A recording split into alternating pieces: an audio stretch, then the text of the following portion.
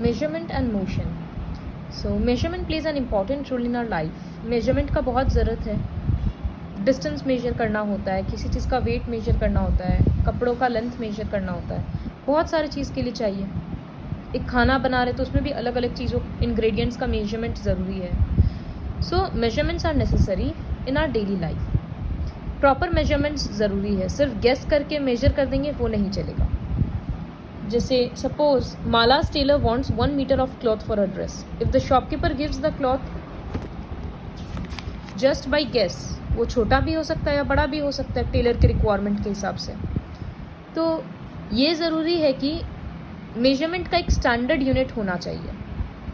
जैसे हम लोग पढ़ेंगे, पहले मेजरमेंट के टाइम पे लोग इस तरह से हैंड स्पैन मेजर कर लेते थे. हैंड स्पैन को, जैसे इस बुक का यहाँ से यहाँ लेंथ हमको मेजर करना है तो हम इस तरह से मेजर कर सकते हैं. ये मेरा एक हैंड है तो 1 हैंड स्पैन, फिर यहाँ से यहाँ 2 हैंड स्पैन और यहाँ से हम बोल देंगे 2.5 hand span.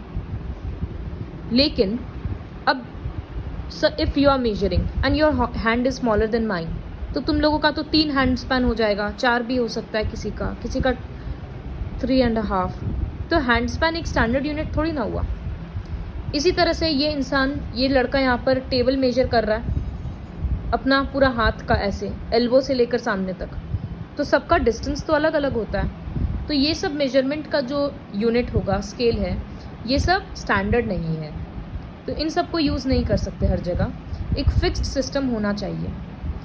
So what is measurement? Measurement is basically a process of comparison of an unknown quantity with some fixed known fixed quantity. जैसे अब जब हम लोग देखते हैं सब्ज़ी वाला वेट देख रहा है फिज़िकल बैलेंस में, डिजिटल वाले में नहीं कि जहाँ सामान रख दिए वहाँ वेट आ गया, तो हम लोग देखते हैं कि उसका इस तरह से 2 होता है वेइंग स्केल में, इस तरह से 2 प्लेट. तो सपोज़ वो यहाँ 1 kg का रखा, वो लोहा का बार आता है, इस तरह से वो रख दिया. अब वो यहाँ पर फ्रूट्स या वेजिटेबल्स रख रहा है, तो जब तक ये दोनों सेम लेवल पे नहीं आएगा तब तक वो रखेगा. तो इसमें क्या हो गया कि हम लोग को फ्रूट्स या वेजिटेबल्स का वेट नहीं पता और ये वाला फिक्स्ड वेट हम लोगों को पता है. तो एक अननोन क्वांटिटी को हम लोग एक नोन क्वांटिटी के साथ कंपेयर कर रहे हैं. यही होता है मेजरमेंट. तो ये डेफिनेशन लर्न करना है. We need both the number as well as unit to express the measurement in proper and complete way. हम बोल देंगे ये फ्रूट्स है सिर्फ 1, तो 1 से तो नहीं समझ में आएगा ना, केजी लगाएंगे तब समझ में आएगा 2 kg. तो नंबर भी चाहिए और यूनिट भी चाहिए, तब जाकर मेजरमेंट क्या है वो पूरा समझ में आता है. तो वही जो हम तुम लोगों को बताए कि एक स्टैंडर्ड यूनिट चूज़ किया जाता है ताकि कोई तरह का कन्फ्यूजन ना हो.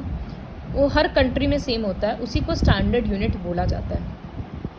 तो लेंथ एक फिज़िकल क्वांटिटी है, उसको मेजर करने के लिए स्टैंडर्ड यूनिट होता है मीटर. और भी बहुत सारे यूनिट्स होता है, केजी होता है, लेंथ के लिए किलोमीटर होता है, सेंटीमीटर होता है, मिलीमीटर, डेसीमीटर, बहुत होता है. लेकिन एसआई यूनिट जिसको स्टैंडर्ड यूनिट बोला जाता है वो मीटर है. टाइम के लिए स्टैंडर्ड यूनिट सेकेंड्स है एंड मास के लिए किलोग्राम है. इसी को ये इंटरनेशनल सिस्टम ऑफ यूनिट्स के द्वारा एक्सेप्टेड है. Direct measurement of length. किसी चीज़ का लंबाई मेजर करना है तो किस तरह से करते हैं?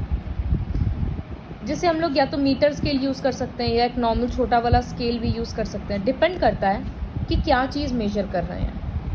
मीटर स्केल जैसे इस तरह का होता है, अलग अलग इसमें अवेलेबल होता है कि कितना मीटर लंबा होगा.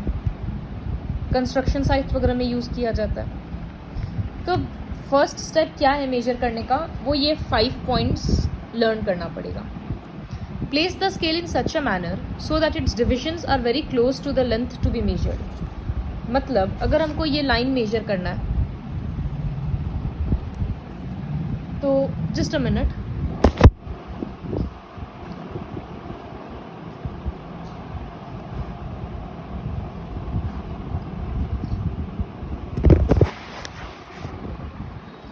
हमको ये लाइन मेजर करना है, ये स्ट्रेट लाइन एक्चुअली हो नहीं पाया, तो कैसे करते हैं, इस लाइन के एकदम पास में हम लोग अपना स्केल रखते हैं. तो वही वहाँ पर बोला है कि place the scale in such a manner ताकि उसका डिविजन्स, स्केल का जो डिविजन्स है वो जिस लाइन को मेजर करना है उससे एकदम पास हो और पैरेलल होना चाहिए।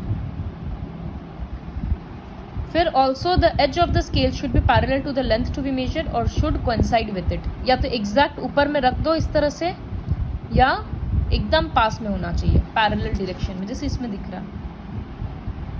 सेकेंड है keep the scale exactly along the length to be measured. If it is kept a little tilted the measurement will be incorrect। थोड़ा सा भी टेढ़ा रख देंगे इस तरह से या उस तरह से तो मेजरमेंट गलत आएगा। The zero mark of the scale should coincide with one end of the length to be measured। मतलब या तो यहाँ या तो A या तो B से ज़ीरो मैच करना चाहिए। B से भी हम लोग ज़ीरो कर सकते हैं, इस तरह से उल्टा करेंगे तो यहाँ से भी हम लोग ज़ीरो करके शुरू कर सकते हैं। फोर्थ है keep the eye vertically above the end point and in line with the reading to be taken. If you look at it from sides the readings will be somewhat different and incorrect. जब हम लोग reading देख रहे हैं तो ये जो and point है इसके ठीक ऊपर से रीडिंग लेना चाहिए, साइड से भी नहीं और इधर से भी नहीं। देखो अगर हम लोग ऊपर से ले रहे हैं तो ये रीडिंग आ रहा है 10 सेंटीमीटर। अगर हम लोग थोड़ा राइट साइड से देख रहे हैं तो रीडिंग आ जा रहा है 9.7 समथिंग, और लेफ्ट साइड से देख रहे हैं तो रीडिंग ज़्यादा आ जा रहा है, तो वो इनकरेक्ट होगा। जो एंड पॉइंट है ठीक इसके ऊपर ऊपर से रीडिंग लेना चाहिए। ये फोर्थ पॉइंट है।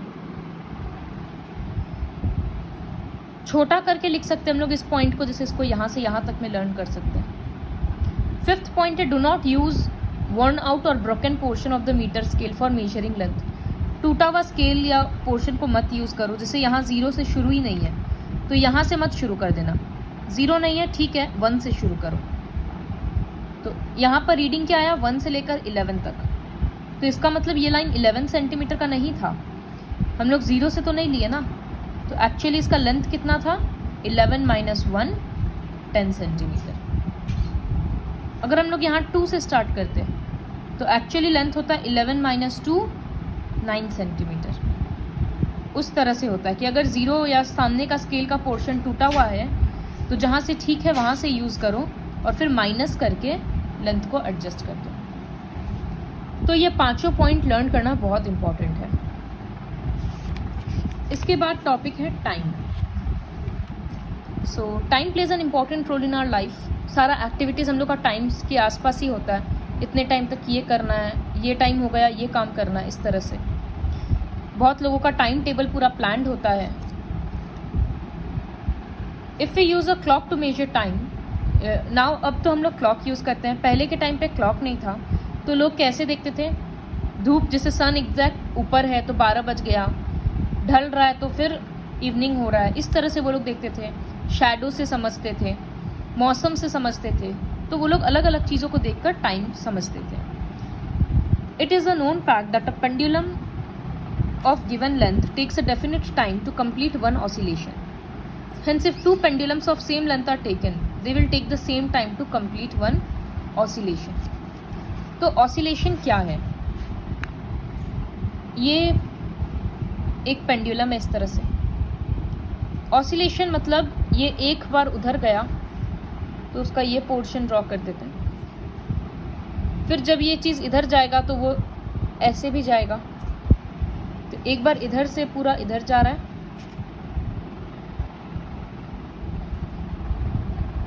फिर वापस जा रहा है, तो इसको ऑसिलेशन बोलते हैं। One complete to and fro movement, सामने जा रहा है फिर पीछे आ रहा है, इसको वन ऑसिलेशन बोलते हैं। तो सपोज इस पेंडुलम का लेंथ है 1 मीटर, तो अब एक दूसरा पेंडुलम अगर लेंगे जिसका भी लेंथ 1 मीटर होगा, तो सपोज इसको एक ऑसिलेशन कंप्लीट करने में 3 सेकेंड्स लग रहा है, तो इसको भी 3 सेकेंड्स ही लगेगा। तो अगर लेंथ सेम होता है पेंडुलम का तो ऑसिलेशन का टाइम सेम होता है। This is what is written here. If two pendulums of same length are taken then they will take same time to complete one oscillation.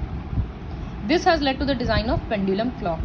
इससे पेंडुलम क्लॉक का concept आया है, जहाँ पर एक स्टैंडर्ड पेंडुलम को चूज़ किया गया है टाइम मेजर करने के लिए। The time interval between two successive heart beats is nearly 0.84 seconds. हम लोगों को पता है कि 1 मिनट में हार्ट 72 टाइम्स बीट करता है, तो 2 हार्ट बीट के बीच का टाइम का गैप होता है 0.84 seconds. The pendulum of the Big Ben clock in the House of Parliament London is 4 metre long. It takes 4 seconds to swing back and forth to complete one oscillation. Big Ben जो बहुत बड़ा एक clock है London में, उसमें 4 metre लंबा pendulum है और उसको एक ऑसिलेशन कंप्लीट करने में 4 seconds का टाइम लगता है। Nowadays, we have many clocks and watches that do not have the traditional minute and second hands. पहले क्लॉक में जनरली फिक्स था कि 3 हैंड होगा, आवर का, मिनट का और सेकेंड का। लेकिन अब क्लॉक्स में ज़रूरी नहीं है कि सेकेंड हैंड होता है। कितना सारा डिजिटल क्लॉक्स होता है, डिजिट्स में ही आ जाता है, कोई हैंड का ज़रूरत नहीं है। Such clocks are called digital clocks. कभी कभी रेस वगैरह के टाइम पे सेकेंड्स भी मैटर करता है, जैसे स्विमिंग कंपटीशन है तो सेकेंड तक हम लोगों को टाइम मेजर करना होता है। तो उस तरह के रेसेस में, मैराथन वगैरह में, सब में स्टॉप वॉच यूज़ किया जाता है। तो डिफरेंट स्पोर्ट्स कंपटीशन में स्टार्ट और स्टॉप करना काफ़ी इजी होता है और वो मिनट से भी कम, मतलब 1-1 सेकेंड भी वो काउंट करता है। So in this video will learn till here.